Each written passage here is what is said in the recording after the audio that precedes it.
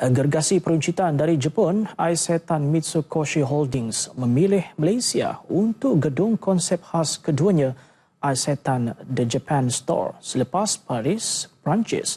Pengurus urusan bahagian dasar produk luar negaranya, Hajime Nakagawa, yakin gedung itu akan mendapat sambutan positif berdasarkan pertumbuhan ekonomi dan populasi yang semakin berkembang di negara ini.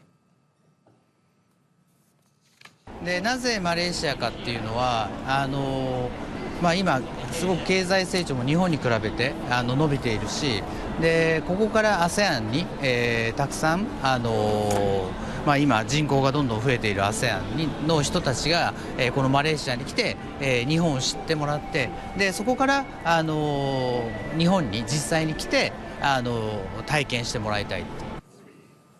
Beliau berkata demikian selepas pelancaran Isetan The Japan Store oleh Presiden dan Ketua Pegawai Eksekutif Isetan Mitsukoshi Holdings, Hiroshi Onishi dan Duta Jepun ke Malaysia, Dr. Makio Miyagawa.